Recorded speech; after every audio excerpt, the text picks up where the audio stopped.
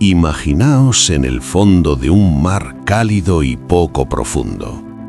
Estamos 400 millones de años antes de vuestro nacimiento. Aquí no existen los arrecifes de coral tal y como los conocemos, ni tampoco peces tropicales de colores vivos. El agua es turbia, verdosa por los sedimentos y las algas microscópicas. El lecho marino está cubierto por una alfombra de criaturas parecidas a cochinillas gigantes, los trilobites. Y en la columna de agua flotan cefalópodos depredadores con conchas rectas como torpedos. El aire sobre la superficie es extraño, denso, húmedo, con un ligero olor a podredumbre y a yodo. La tierra firme está cerca, pero es un páramo vacío y silencioso. No hay cantos de pájaros, ni el zumbido de los insectos, ni siquiera el susurro de las hojas. La vida aún no se ha atrevido a abandonar su cuna. Todo el drama de la existencia se desarrolla aquí, bajo el agua. De repente, percibís un movimiento. Detrás de una roca cubierta de lirios de mar aparece una criatura. Parece un pez, pero no lo es. Su cuerpo está cubierto por un caparazón óseo continuo y en lugar de mandíbulas solo tiene una abertura bucal redonda. Es un cefalaspis, uno de nuestros antepasados más lejanos. Un pez acorazado sin mandíbulas, del tamaño de un arenque actual, lento y torpe. Filtra perezosamente el lodo en busca de materia orgánica, completamente seguro de sí mismo. Su armadura es la cúspide de la tecnología defensiva de la época. Ningún depredador puede perforar este tanque viviente. Pero hoy le espera un encuentro con algo que no tiene la menor intención de morder. Silencio. El agua se detiene. El cefalaspis intuye que algo va mal. No es un sonido, sino una vibración que recorre el lecho marino. Ve una sombra cerniéndose sobre él, una sombra que no pertenece a nada conocido en su mundo. Es enorme, segmentada, y emana una sensación de poder absoluto y alienígena. De la turbia penumbra emerge lentamente una silueta. No es un vertebrado, es un artrópodo, pero es del tamaño de un caimán. 2 ojos compuestos, facetados, cada uno del tamaño de un puño, observan al pez sin pestañear, calculando la distancia con la fría precisión de una calculadora. Su cuerpo, cubierto de placas de quitina, se mueve con una fluidez hidráulica. Pero lo más aterrador está delante. 2 extremidades gigantescas, erizadas de afiladas púas, se despliegan como navajas automáticas. No son las pinzas de un cangrejo hechas para triturar. Son apéndices de captura, obras maestras de la ingeniería diseñadas para matar al instante. El ataque dura una fracción de segundo. Una de las pinzas se dispara hacia adelante a una velocidad pavorosa. Las púas atraviesan el caparazón del cefalaspis con un crujido repugnante, como si atravesaras una lata de refresco con un destornillador. No hay lucha, no hay agonía, solo una muerte instantánea. El depredador gigante acerca a su presa que aún se convulsiona a sus apéndices bucales, y entonces oís un sonido que helaría la sangre de cualquier criatura moderna. El chasquido de una armadura siendo triturada. Este era un mundo gobernado por pesadillas, un mundo donde bichos, gigantes cazaban a nuestros antepasados. Y no es ciencia ficción, es la realidad del periodo devónico.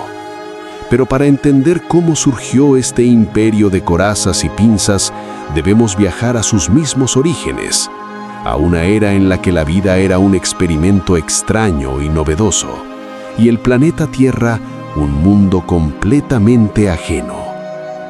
Retrocedamos en el tiempo 440 millones de años, al periodo silúrico. Contemplad la Tierra desde el espacio. No la reconoceríais.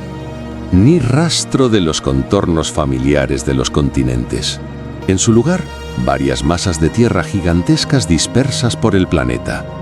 El enorme supercontinente del sur, Gondwana, que incluye las futuras África, Sudamérica, Antártida y Australia, deriva lentamente hacia el polo. Más al norte se encuentra otro continente, Laurentia, la futura Norteamérica, y junto a él, Báltica, el núcleo de la futura Europa. Se mueven la una hacia la otra, para en unas pocas decenas de millones de años chocar y formar el nuevo supercontinente de Laurasia. Este ballet de placas tectónicas no es un mero proceso geológico, es el director de orquesta del drama de la vida. El movimiento de los continentes altera las corrientes oceánicas, y las corrientes alteran el clima, y el clima, en aquella época, era muy diferente. Olvidaos de los casquetes polares, simplemente no existían. El planeta era un gigantesco y húmedo invernadero. El nivel del mar estaba cientos de metros por encima del actual, y mares cálidos y someros inundaban enormes extensiones de los continentes. Donde hoy se alzan cordilleras como los Pirineos o Sierra Nevada, antes se mecían aguas tropicales. La temperatura media del planeta era considerablemente más alta y la diferencia entre el ecuador y los polos mínima. Era un mundo paradisíaco, estable, casi inmutable. Y este paraíso era el hogar de una vida próspera pero muy extraña. Si os sumergierais en un océano del Silúrico, os encontraríais en un mundo concebido por Lovecraft. La base de la vida eran los trilobites de todas las formas y tamaños, arrastrándose por el fondo. Sobre ellos, como cepelines, flotaban los ortoconos, cefalópodos gigantes con conchas rectas de varios metros. Se balanceaban bosques de lirios de mar, animales que parecían plantas. Y entre toda esta diversidad ya existían nuestros antepasados. Eran los primeros vertebrados, los ostracodermos o peces acorazados sin mandíbulas. Fueron un gran avance evolutivo, tenían un esqueleto interno, pero comparados con los demás habitantes del océano, daban lástima. Eran criaturas pequeñas, lentas, bentónicas y sin mandíbulas, que solo podían succionar detritos del fondo. Su única defensa era una pesada coraza ósea que los hacía aún más torpes. Eran conservas vivientes, esperando a que alguien inventara el abrelatas. Y la evolución ya estaba trabajando en ese proyecto. En estas aguas cálidas, ricas en alimento y oxígeno, surgió un nuevo grupo de depredadores. No poseían ni la velocidad de los moluscos ni la armadura de los peces. Tenían algo mejor: el diseño universal de los artrópodos, llevado a la perfección absoluta. Eran los euriptéridos, o escorpiones marinos. Al principio eran pequeños, pero en este mundo de presas lentas y acorazadas, la evolución estaba forjando al depredador ideal. Una criatura que se convertiría en la encarnación de esta era brutal y en el artrópodo más grande de toda la historia del planeta. Os presento al Haekelopterus renanie. El nombre puede no sonar muy amenazador, pero no os dejéis engañar. Fue la criatura que dominó los ecosistemas de agua dulce de ríos y lagos del Devónico, hace unos 390 millones de años. Y era un gigante.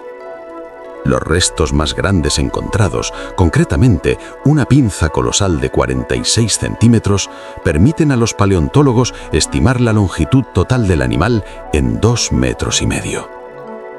Imaginad un escorpión tan largo como un coche Smart o un joven cocodrilo del Nilo. Fue el artrópodo más grande que jamás haya existido en la Tierra. Ni antes ni después, la naturaleza ha creado nada semejante en este filo de animales. Examinemos más de cerca esta máquina de matar, porque cada uno de sus detalles es una obra maestra de la ingeniería evolutiva. Su cuerpo se dividía en dos secciones principales, el cefalotórax y el abdomen, como en las arañas y escorpiones modernos. El cefalotórax, o prosoma, estaba cubierto por un único escudo semicircular del que surgían todas sus extremidades. En el centro de este escudo se encontraba un par de pequeños ojos simples y a los lados, dos enormes ojos compuestos y facetados. Esta combinación le otorgaba una visión única. Los ojos pequeños probablemente distinguían la luz y la sombra, ayudándole a orientarse con el sol, mientras que los gigantescos ojos facetados, compuestos por miles de lentes individuales, creaban una imagen en mosaico, perfectamente adaptada para detectar el más mínimo movimiento en aguas turbias. El Jaekelopterus no veía el mundo como nosotros.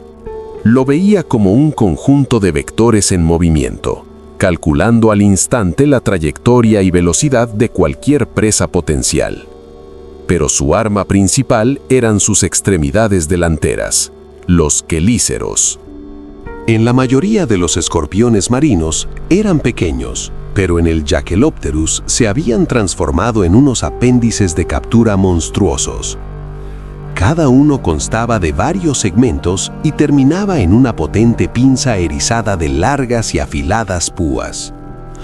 Cuando la pinza se cerraba, las púas encajaban en unas ranuras del lado opuesto, formando una jaula perfecta de la que ninguna víctima podía escapar. No era un arma para aplastar, sino para agarrar y retener. El Jaekelopterus no perseguía a sus presas durante mucho tiempo. Era un depredador de emboscada. Podía pasar horas inmóvil en el fondo, semienterrado en el lodo, camuflado con el entorno, esperando a que un pez incauto u otro escorpión marino se acercara lo suficiente. Y entonces lanzaba su ataque fulminante.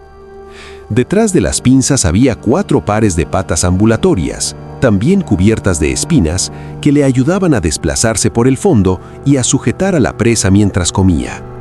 Y el último par, el sexto, estaba modificado en forma de anchos remos o paletas natatorias. Eran estas las que convertían a este cazador bentónico en un nadador eficaz, capaz de realizar embestidas rápidas. Su largo abdomen segmentado, compuesto por 12 partes, era flexible y musculoso y terminaba en un aguijón afilado, el telson. Los científicos todavía debaten si este aguijón era venenoso, como el de los escorpiones actuales. No hay pruebas directas de la existencia de glándulas venenosas, pero es muy posible que lo utilizara como timón al nadar o como un arma adicional para infligir heridas. Todo este horror biomecánico estaba encerrado en un exoesqueleto de quitina, resistente pero ligero. Era a la vez su armadura y el armazón al que se anclaban sus músculos. Pero, ¿cómo permitió la naturaleza que un artrópodo, una criatura con esqueleto externo, rompiera todas las leyes imaginables y creciera hasta alcanzar el tamaño de un depredador vertebrado? El secreto no estaba solo en sus genes, estaba disuelto en el agua misma de los antiguos océanos y en el aire que respiraba el planeta. Para entender cómo una criatura con esqueleto externo pudo alcanzar tales dimensiones, tenemos que descifrar el código de la propia realidad de aquella época. El secreto del gigantismo del Jaekelopterus y otros monstruos paleozoicos no es una única causa, sino la tormenta perfecta de 3 factores: química, física y ecología. Y el primer y más importante componente de este cóctel es el aire, o más bien lo que abundaba en él, el oxígeno. Estamos acostumbrados a nuestro 21% de oxígeno en la atmósfera como si fuera una constante, pero a lo largo de la historia de la Tierra, este porcentaje ha fluctuado enormemente. En algunos períodos de la era paleozoica, especialmente en el Carbonífero posterior, su nivel se disparó hasta el 35%. Esto no es solo una cifra, es un cambio fundamental en las reglas del juego para toda la vida en el planeta.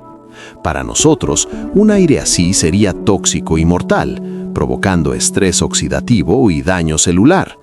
Pero para los artrópodos fue el dopaje que rompió sus principales cadenas evolutivas.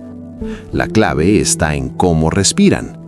Los insectos, las arañas y sus parientes no tienen pulmones como nosotros. Sus cuerpos están atravesados por una compleja red de tubos microscópicos, las tráqueas, que llevan el oxígeno directamente a los tejidos. Es un sistema pasivo. El aire penetra por difusión. Para que os hagáis una idea, imaginad un edificio con conductos de ventilación muy estrechos.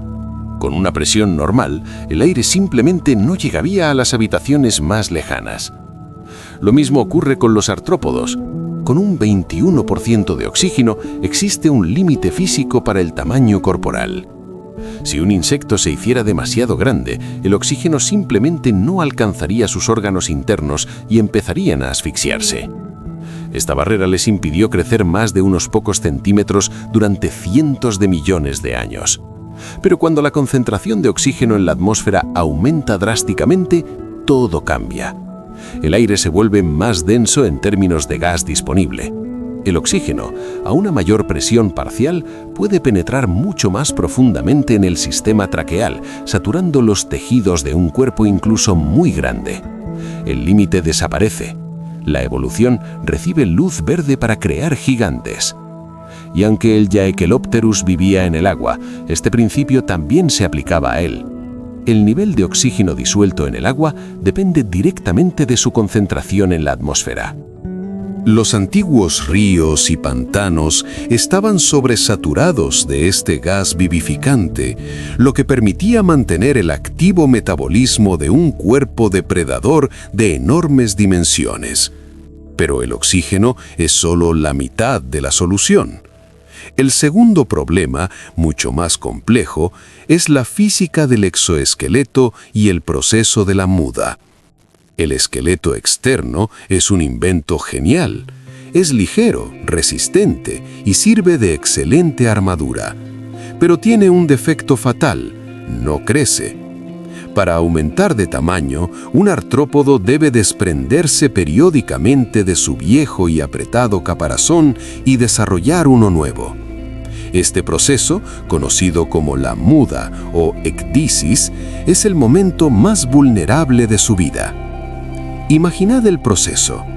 El animal busca un lugar apartado y su cuerpo empieza a absorber agua activamente, hinchándose desde dentro. La presión aumenta y el viejo caparazón de quitina se rompe por unas suturas especiales. Lentamente, con un esfuerzo tremendo, la criatura extrae su cuerpo, sus patas, sus antenas e incluso el revestimiento de su intestino anterior y posterior de la vieja funda. Y por fin es libre. Pero su nuevo esqueleto es blando y flexible, como cuero mojado. No se endurecerá hasta pasadas unas horas o incluso días. En ese momento, el animal está absolutamente indefenso. Cualquier depredador puede comérselo. Pero para un gigante como el Jaekelopterus existía otra amenaza más fundamental: la gravedad. Intentad imaginar una masa de 2,5 metros de músculos y órganos internos sin ningún tipo de soporte. En tierra firme, su propio peso lo habría aplastado como una masa informe y temblorosa. Es físicamente imposible. La única solución a este problema es el agua. Era precisamente en el entorno acuático, con su fuerza de flotación, donde el gigantesco escorpión marino podía permitirse el lujo de mudar. El agua soportaba su peso mientras su nuevo caparazón se endurecía. Esto significa que, a pesar de su posible naturaleza anfibia, el Jaekelopterus estaba indisolublemente ligado al agua. No solo era su coto de caza, sino también la sala de partos para su nuevo cuerpo. Y finalmente, el tercer factor, el ecológico. El Jaekelopterus se convirtió en rey porque el trono estaba vacante. En los periodos silúrico y devónico, los vertebrados todavía desempeñaban un papel secundario. Sí, ya habían aparecido los primeros peces con mandíbulas, los acantodios y placodermos. pero eran pequeños y no podían competir con un depredador acorazado de 2 metros. Los euriptéridos se alimentaban de nuestros ancestros, los peces sin mandíbulas, como nosotros hoy comemos sardinas. Sus principales competidores eran los cefalópodos gigantes, pero eran menos maniobrables y carecían de apéndices de captura tan sofisticados. Se había creado una situación única, un vacío evolutivo en la cima de la cadena alimentaria. Y los artrópodos, con su diseño corporal universal y su adaptabilidad, lo llenaron.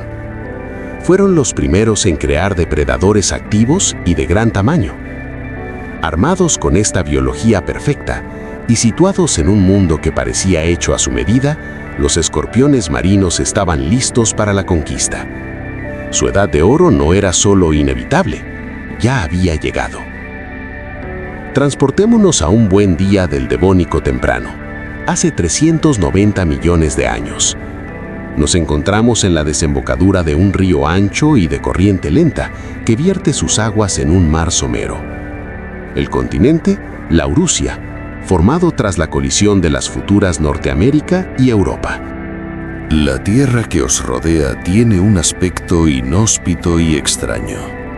Aún no es una tierra de bosques y praderas, es un mundo de líneas verticales.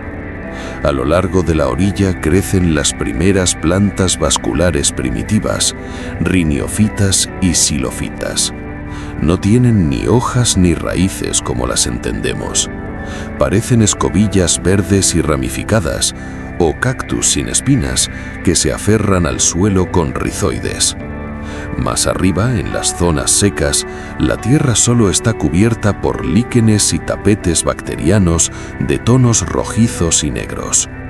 El cielo tiene una tonalidad ligeramente amarillenta debido a la diferente composición de la atmósfera y el sol parece más brillante. El aire es denso, húmedo, huele a moho, a sulfuro de hidrógeno de las algas en descomposición y a ozono. Y lo más importante, el silencio. No hay zumbidos de insectos, ni cantos de pájaros, ni rugidos de bestias. Solo el silbido del viento y el chapoteo del agua. Toda la vida se concentra aquí, en esta agua turbia y cálida, y es un hervidero. El fondo está sembrado de conchas de braquiópodos y moluscos bivalvos. En el lodo se revuelven los últimos mohicanos, los trilobites, cuya era de millones de años ya toca a su fin. En la columna de agua, como flechas plateadas, se cruzan bancos de los primeros peces con mandíbulas, los acantodios, con sus cuerpos cubiertos de escamas romboidales y erizados de afiladas espinas para protegerse. Por el fondo se arrastran lentamente sus parientes más grandes y acorazados, los placodermos, los peces con armadura. Todavía no son los monstruos en los que se convertirán más tarde, sino más bien aspiradoras bentónicas que recogen todo tipo de vida. Es un ecosistema complejo y de múltiples niveles, y en la cúspide de su pirámide alimenticia se encuentra el Heckelopterus. Yace en el fondo, a varios metros de profundidad, parcialmente enterrado en la arena y el lodo. Su caparazón de color oliva oscuro, quizá cubierto de algas, lo hace prácticamente invisible. Permanece inmóvil durante horas.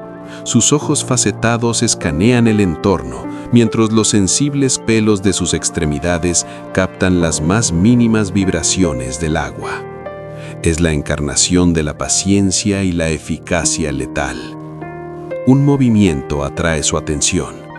No es un pez, es otro escorpión marino, más pequeño, quizá un Pterigotus, de alrededor de 1 metro de largo.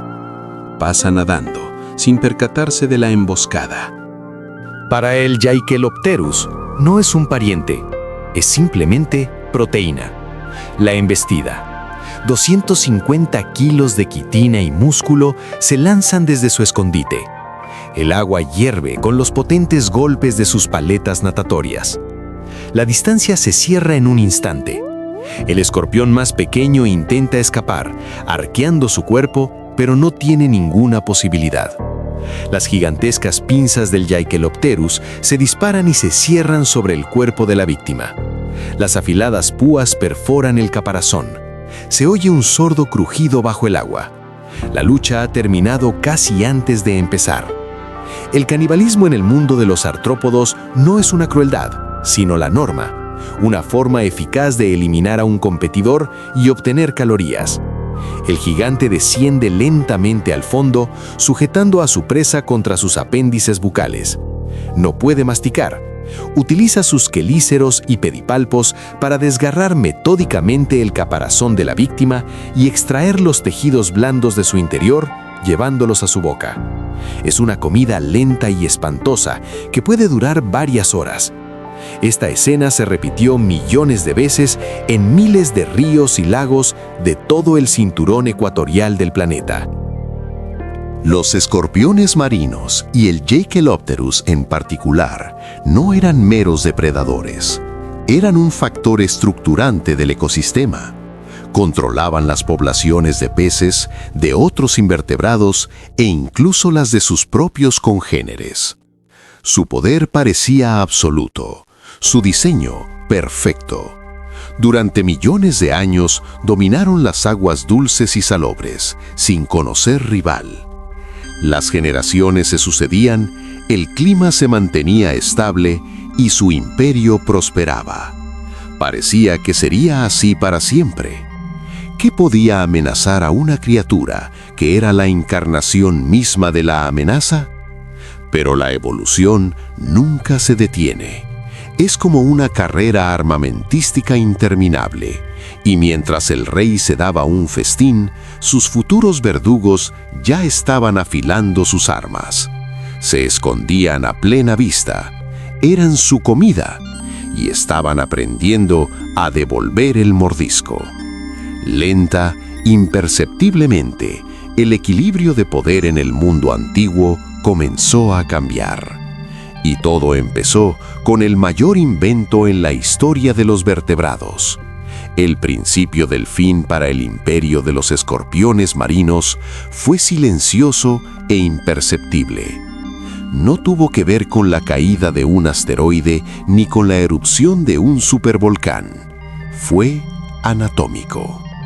La revolución ocurrió en los cráneos de aquellos mismos peces acorazados que cazaban los gigantes.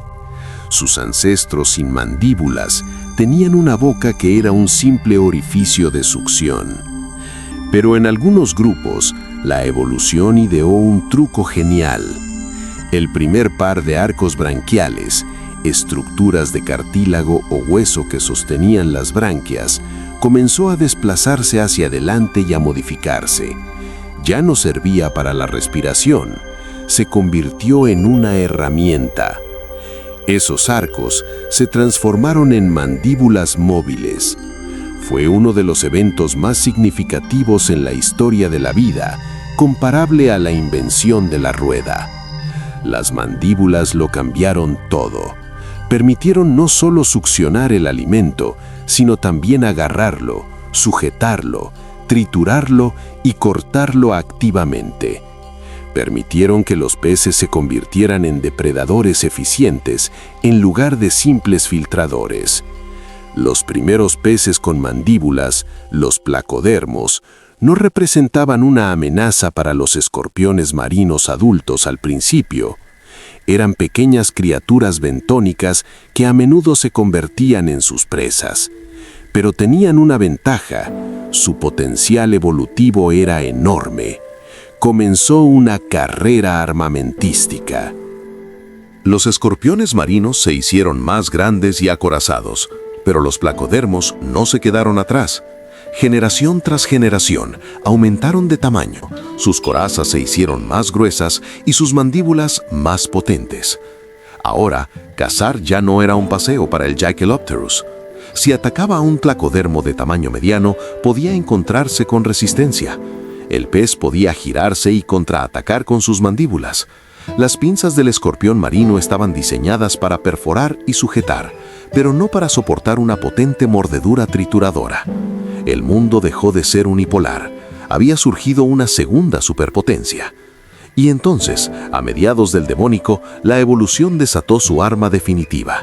Una criatura junto a la cual el Jaekelopterus parecía una reliquia del pasado. Su nombre era Dunkleosteus. Era un pez acorazado llevado a su límite lógico. 9 metros de largo, hasta 4 toneladas de peso. La cabeza y la parte anterior del tronco estaban encerradas en una coraza ósea increíblemente gruesa, impenetrable para cualquier depredador de la época. Pero lo más aterrador estaba en su boca. El Dunkleosteus no tenía dientes en el sentido tradicional. Sus mandíbulas eran extensiones de su cráneo, 2 placas óseas gigantes y autoafilables que funcionaban como las cuchillas de una guillotina. La fuerza de la mordedura de este monstruo era fenomenal, hasta 55.000 newtons en las puntas de sus dientes. Es una de las mordeduras más potentes de la historia del mundo animal, comparable a la de un tiranosaurio. Podía partir por la mitad a cualquier tiburón de la época, incluso a los más grandes. Y para él, el caparazón de un escorpión marino no era más resistente que un palito de cangrejo. Imaginad el último encuentro entre los dos reyes. El Jaekelopterus, un gigante de 2,5 metros, señor de los ríos, se enfrenta a esta pesadilla acorazada. Todas sus ventajas, tamaño, pinzas, velocidad de ataque, son ahora inútiles. El Dunkleosteus carga como un ariete. Sus mandíbulas se abren y cierran a la velocidad del rayo en solo 50 milisegundos. No se limita a morder. Absorbe a su presa hacia sus fauces con una corriente de agua. Se oye un crujido monstruoso. Las cuchillas óseas trituran con facilidad el exoesqueleto de quitina que durante siglos había sido una garantía de invulnerabilidad. El reinado de los artrópodos había terminado. Comenzaba la era de los peces, la era de los vertebrados. El Dunkleosteus y otros grandes peces depredadores desplazaron a los escorpiones marinos de la cima de la cadena alimentaria. Pero esa no fue la única causa de su declive. Su mayor fortaleza, el gigantismo, se convirtió en su maldición en un mundo cambiante. Una criatura gigante necesita enormes cantidades de alimento y un hábitat estable. Pero el Devónico fue una época de cambios. El movimiento de los continentes, las fluctuaciones del nivel del mar, los cambios climáticos, todo ello alteró el frágil equilibrio de los ecosistemas. La base alimenticia de los escorpiones marinos gigantes se redujo, mientras que la competencia de los peces, más eficientes y rápidos, aumentó. La muda pasó de ser un proceso necesario a un riesgo mortal. En un mundo donde nadaban los Dunkleosteus, ser grande, blando e indefenso, aunque solo fuera por unas horas, era una sentencia de muerte. La evolución cambió de rumbo. La ventaja pasó a las especies de escorpiones marinos más pequeñas y sigilosas. Los grandes gigantes estaban condenados. El reloj de su juicio final ya había dado la medianoche. Su tiempo se había agotado. La muerte del imperio no fue súbita y ardiente. Fue fría, lenta e inexorable, como el avance de un glaciar. La catástrofe para los escorpiones marinos se prolongó durante millones de años, y no fue un solo golpe, sino 1000 cortes. Su mundo se desmoronó por partes. El acto principal de este drama fue la extinción del Devónico tardío, una de las 5 grandes extinciones masivas de la historia de la Tierra. No fue una bola de fuego caída del cielo, fue una asfixia. Los científicos aún debaten la causa exacta, pero la hipótesis principal apunta a la tierra firme. Aquellas plantas primitivas que vimos en la orilla iniciaron una auténtica revolución. Evolucionaron, desarrollaron sistemas de raíces profundos y cubrieron los continentes con los primeros bosques. Esto cambió el planeta para siempre. Las raíces trituraban las rocas, provocando una erosión química masiva. Los océanos recibieron una avalancha de nutrientes, fósforo y nitrógeno. Para el plancton marino fue un festín interminable. Las algas comenzaron a florecer con una fuerza sin precedentes, tiñendo las aguas costeras de una espesa sopa verde. Pero cuando esta enorme masa de materia orgánica moría y se hundía en el fondo, comenzaba el infierno. Las bacterias que la descomponían consumían todo el oxígeno disuelto en el agua. El océano empezó a asfixiarse. Surgieron gigantescas zonas muertas, capas anóxicas que mataban toda la vida del fondo y de la columna de agua. Imaginad a nuestro héroe, el último de los Jaekelopterus gigantes. Es un veterano viejo y lleno de cicatrices que ha sobrevivido a cientos de mudas. Su mundo ha cambiado hasta volverse irreconocible. El agua, que una vez fue su hogar, se ha vuelto hostil. Sus cotos de caza habituales se han convertido en cementerios. Los peces, su principal alimento, han desaparecido, asfixiados o han migrado. Se ve obligado a remontar los ríos buscando lugares donde todavía se pueda respirar. Pero allí le espera una nueva amenaza. En el agua turbia detecta un movimiento. No es su presa habitual. Es una silueta que le inspira un terror primario incluso a él, el superdepredador. Un torpedo acorazado de 9 metros. Un Dunkelosteus. El nuevo rey ha venido a reclamar el trono. El viejo monarca no tiene opción. No hay retirada posible. Acepta el combate. Dos titanes. Dos caminos evolutivos diferentes. Dos eras. Chocan en una última y desesperada batalla. El escorpión marino despliega sus pinzas dentadas, el arma que le dio a su linaje el dominio durante millones de años. Lanza un ataque, intentando cegar al pez o dañar sus branquias. Pero golpea una armadura ósea momorítica. La pinza resbala, sin causar daño. Y entonces, las fauces del Dunkleosteus se abren. No solo se abren, crean un vacío que succiona el agua junto con la parte delantera del cuerpo del escorpión. Se produce un sonido indescriptible. No es un crujido ni un chasquido.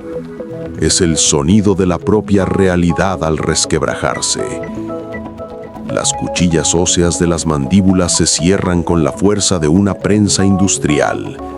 El caparazón de quitina, que podía resistir el ataque de cualquier otra criatura, estalla como una cáscara de huevo. Las púas afiladas, las pinzas, todo el legado de 400 millones de años de evolución de los artrópodos se convierte en añicos en una fracción de segundo. No es una cacería, es una ejecución. La muerte de este último gigante es un símbolo. Es el punto y final a la historia del dominio de los invertebrados. No perdieron por ser débiles. Perdieron porque el universo reescribió las reglas del juego. Su armadura no resistió el choque con una nueva tecnología. Mandíbulas potentes movidas por un esqueleto interno. Su tamaño gigantesco, que fue la clave de su éxito, se convirtió en el ancla que los arrastró al fondo en un mundo cambiante. Cuando el polvo de esta era se asentó, la tierra era irreconocible. Los grandes escorpiones marinos habían desaparecido para siempre. Su imperio había caído. Pero en ese silencio, su historia no terminó. Simplemente se fosilizó, convirtiéndose en una crónica sellada en la roca. Una crónica que esperó casi 400 millones de años, hasta que en el planeta apareció una criatura capaz de leerla. Y esa criatura apareció: nosotros. La historia del descubrimiento del Jaekelopterus y su mundo es un auténtico thriller paleontológico, donde las pistas no son huellas dactilares, sino huellas del tiempo. Nuestra investigación comienza en Alemania, en el macizo de Eifel. Aquí Cerca de la ciudad de Prüm, afloran depósitos de pizarra de unos 390 millones de años. Los geólogos los llaman la Formación Clerf. En el Devónico, este lugar era el lecho de un enorme delta fluvial. En 2007, un paleontólogo aficionado encontró en una de las canteras un extraño fragmento fosilizado. Parecía parte del caparazón de alguna criatura antigua, pero su tamaño era asombroso. El hallazgo fue entregado a profesionales, Simon Brady y Marcus Poschmann. Comenzaron un minucioso trabajo de limpieza y estudio del fragmento. Y cuanto más retiraban la roca, mayor era su asombro.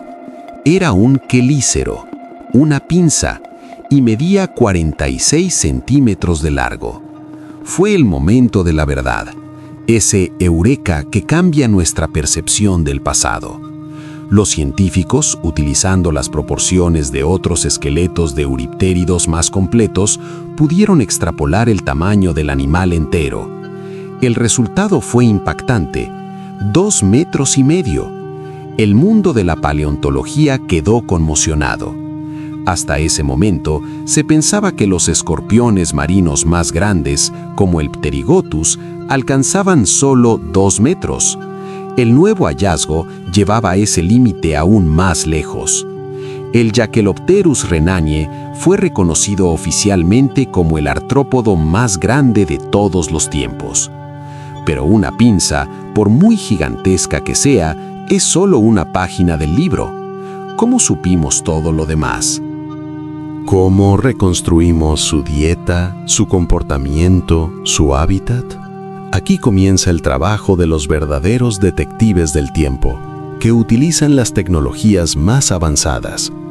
Para entender cómo veía el mundo, los científicos estudian los ojos facetados fosilizados de otros euriptéridos bajo el microscopio.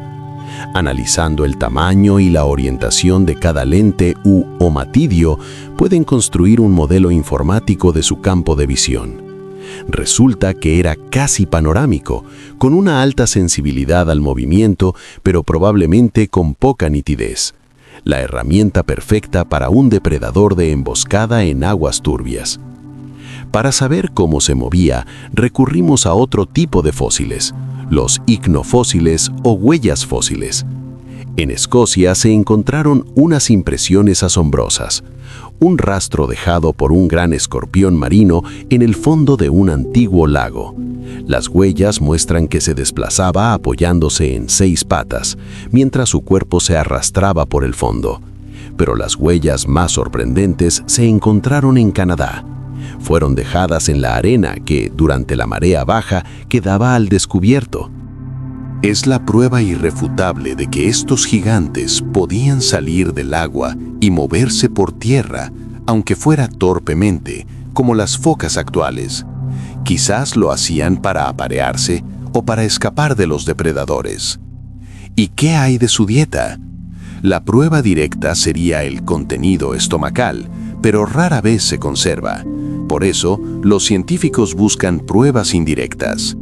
En los mismos sedimentos donde se encuentran los escorpiones marinos, abundan los caparazones de peces sin mandíbulas. En algunos de estos caparazones, los paleontólogos encuentran daños característicos, perforaciones y arañazos que coinciden perfectamente en forma y tamaño con las púas de las pinzas de los euriptéridos. Es la pistola humeante, el testimonio directo de la caza. Y a veces, la naturaleza nos deja regalos verdaderamente únicos, los coprolitos, el contenido intestinal fosilizado.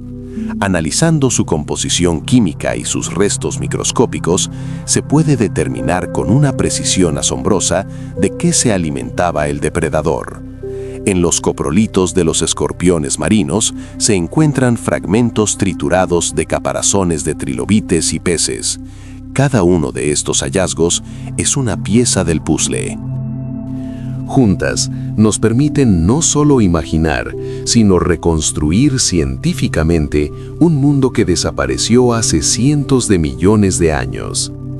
Y estos descubrimientos, hechos en la tranquilidad de despachos y laboratorios, no solo nos hablan del pasado, nos dan la clave para entender nuestra propia, extraña e improbable existencia.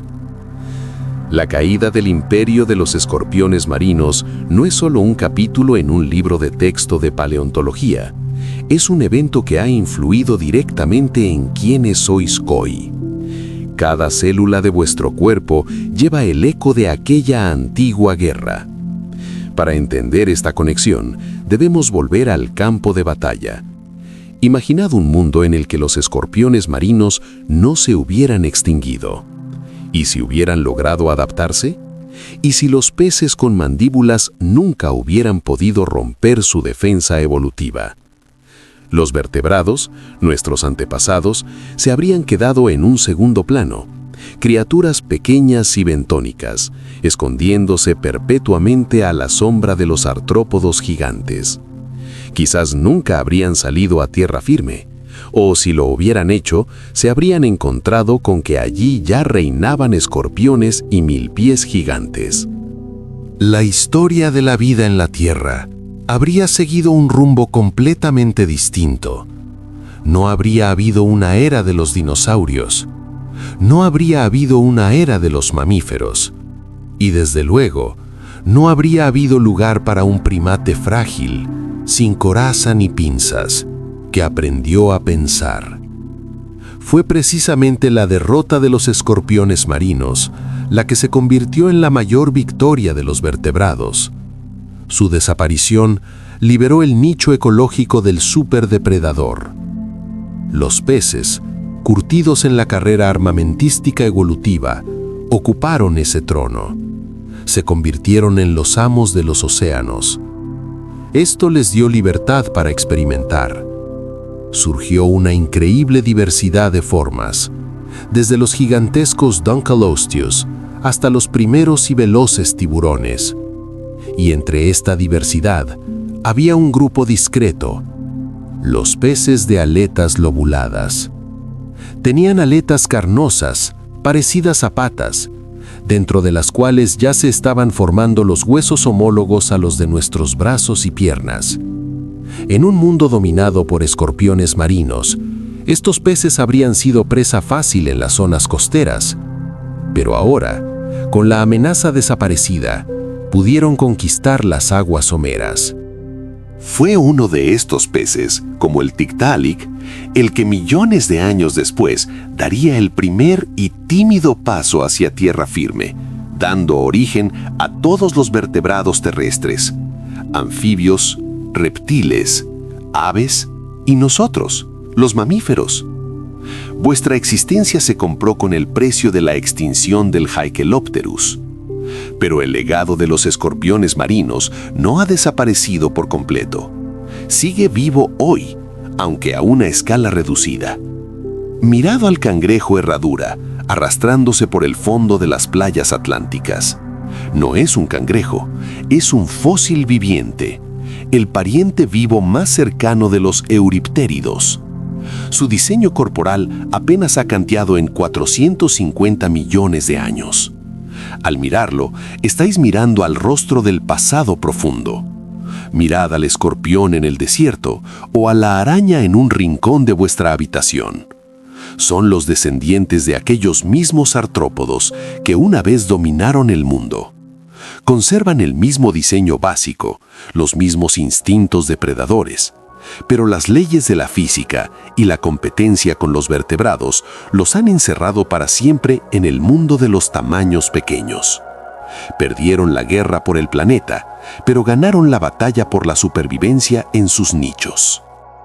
La historia de la Tierra no es una línea de progreso que conduce al ser humano. Es un gran y trágico drama sobre el auge y la caída de imperios. Y nosotros solo somos un capítulo más en este libro infinito, escrito sobre los huesos de quienes nos precedieron. Entonces, ¿de qué trata realmente esta historia? ¿De monstruos gigantes de mares antiguos? Sí, pero no solo de eso. La historia del Haikelopterus es una parábola sobre la naturaleza del poder y la fragilidad del dominio. nos enseña la ley fundamental de este universo. Nadie reina para siempre. Los escorpiones marinos estuvieron en la cima del mundo. Estaban perfectamente adaptados a su entorno. Su diseño había sido perfeccionado por millones de años de evolución. Eran fuertes, rápidos y letales. Y se extinguieron. No se extinguieron porque cometieran un error. Se extinguieron porque la propia realidad cambió. Las reglas del juego que habían asegurado su éxito fueron revocadas sin previo aviso. Lo que los hacía fuertes, su tamaño gigantesco y su exoesqueleto, se convirtió en su principal vulnerabilidad.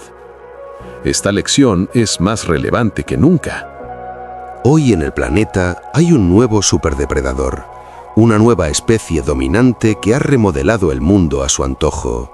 Somos nosotros. Consideramos nuestra inteligencia el arma definitiva, una garantía de reinado eterno. Pero la historia de la Tierra nos demuestra una y otra vez que cualquier adaptación, por perfecta que sea, puede convertirse en una trampa cuando las condiciones cambian. El planeta está cambiando hoy.